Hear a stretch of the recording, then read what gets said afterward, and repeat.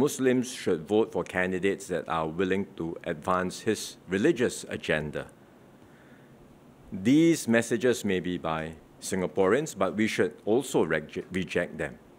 And were it a Christian, a Hindu or Buddhist group making the same demand, our response would be the same. I'm calling this press conference in the middle of the campaign as Prime Minister because it concerns a matter of national interest. You would have seen MHA's press statement last night. As Prime Minister, I cannot emphasize this enough. Singapore's greatest strength is our unity across race and religion. It is the bedrock of our multiracial and multireligious society. And this is not accidental. It is the result of painstaking hard work and patient effort by generations of Singaporeans. In the past few days, we have detected online activity by foreign actors urging Singaporeans to vote along religious lines. They say, vote for so-and-so because he or she will better represent a particular race or religion. These foreigners targeted Singaporeans, and their social media posts were also widely shared within the Singaporean community. That crosses the line. Singaporeans may have different views about issues, but we cannot allow external actors to exploit whatever differences we may have to weaken us or to advance their own interests. Singapore's politics must be for Singaporeans alone to decide. And so we have blocked access to these posts. And we will continue to act firmly against any such actions. Foreign influence is one side of the coin. There are also other posts circulating online attempting to bring race and religion into politics. One example is a recent social media post by a Singaporean activist proposing that Muslims should vote for candidates that are willing to advance his religious agenda. These messages may be by Singaporeans, but we should also reject them. And were it a Christian, a Hindu or Buddhist group making the same demand, our response would be the same. Mixing politics with religion is unacceptable in Singapore. We have always taken a firm stance against this. First, it fractures the common space we share as Singaporeans. Second, once elections become contests of faith, all communities in our society will end up worse off.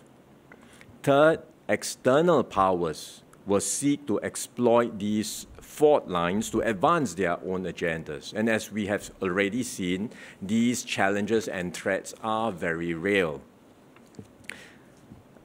Now, this does not mean that we cannot engage and address the needs of our different communities or even talk about race and religion.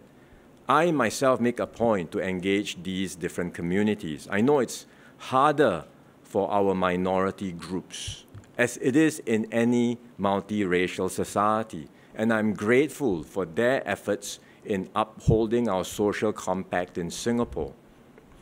The engagements I do help the government to better understand the concerns and needs of our diverse communities so that we can address concerns and issues in a way that expands our common ground and strengthens our society.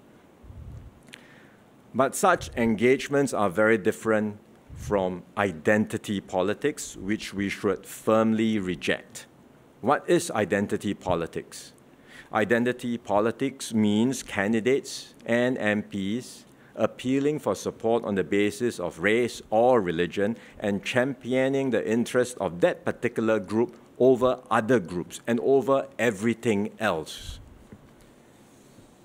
That's dangerous because when one group jostles aggressively to assert its identity, others will organize and start to jostle back. And you can see how this plays out in countries everywhere. You end up fueling our worst tendencies, hostilities, and vengefulness across society. No one wins when this happens. The minority groups will fail to get what they want because the majority group will push back strongly and the minorities will find their space constricted. At the same time, the majority group will also live in the most unhappy society where every issue comes down to race and religion. So no one is happy, no one wins. And in the end, we will be more divided than before. And Singaporeans, all of us, will pay the price. So I call on all political parties to make their positions clear on this matter. This is not a partisan or party matter. This is a matter of national importance.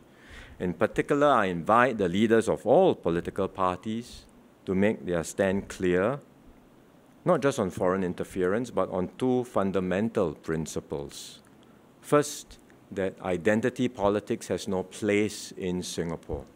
Second, that we should never mix religion and politics.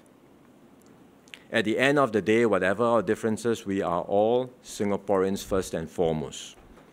I thank Singaporeans of all races and religions for having supported this multiracial and multireligious approach all this while, which has enabled us to build a successful and harmonious Singapore. I am confident that even now, the majority of Singaporeans across all racial groups support this approach. I ask Singaporeans to continue doing so. Then we can protect this oasis of peace and sustain our exceptional harmony for many more years to come.